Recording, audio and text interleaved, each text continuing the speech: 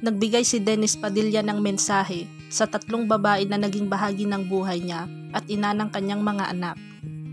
Hindi niya daw makukumpara ang mga ito sa isa't isa dahil iba't ibang yugto ng buhay niya nang mahalin niya ang mga ito. Inihayag niya ang kanyang pagpapakumbaba at paghingi ng tawad sa mga pagkukulang na nagawa niya sa kanila. Sa pamamagitan ng simpleng ngunit may puso na mensahe. Binigyan diin ni Dennis ang kahalagahan ng mga babaeng ito bilang mga mabubuting ina sa kanilang mga anak. Nagbigay si Dennis Padilla ng mensahe sa 3 babae na naging bahagi ng buhay niya at ina ng kanyang mga anak.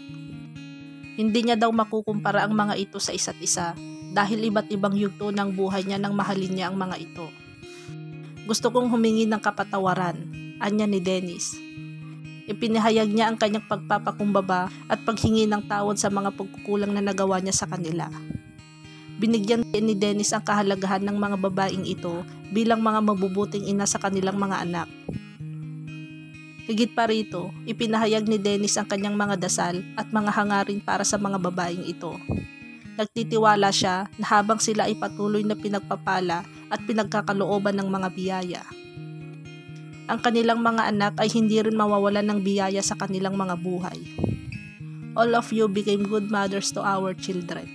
Gusto kong humingi ng apology at kapatawaran kung ano man yung mga pagkukulang ko na nagawa ko sa inyo, and sana lalo pa kayong mabless sa mga kanya-kanyang buhay nyo dahil alam ko na habang nabibless kayo, pati yung mga anak natin mabibless din.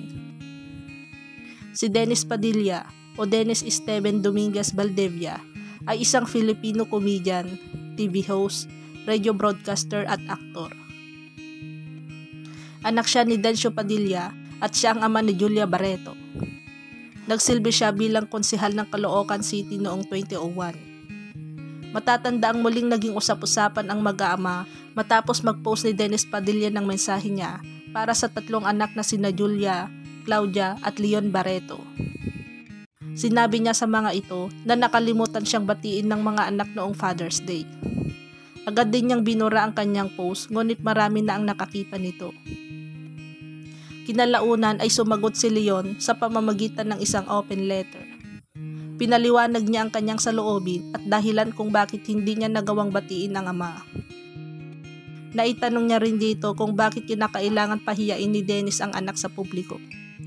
Samantala, isang sulat ang ibinahagi ni Dennis kung saan nilabas niya ang saloobin tungkol sa kanyang pagiging ama. Aminado siyang pinagsisihan niya ang mga maling bagay na kanyang nagawa sa kanyang buhay. Anya, hindi man siya nakasama ng mga anak, ngunit hindi nawala sa kanyang puso ang pagmamahal niya para sa kanyang mga anak.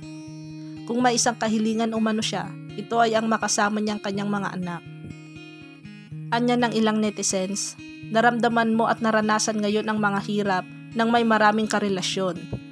Dahil sa hindi makontrol na isipan at desisyon, feeling magaling. Dahil may pera pa noon, now ano na, move on, wala nang padrama sa buhay. Ikaw din ang magre-resolve at tutulong sa sarili mo, hindi ibang tao.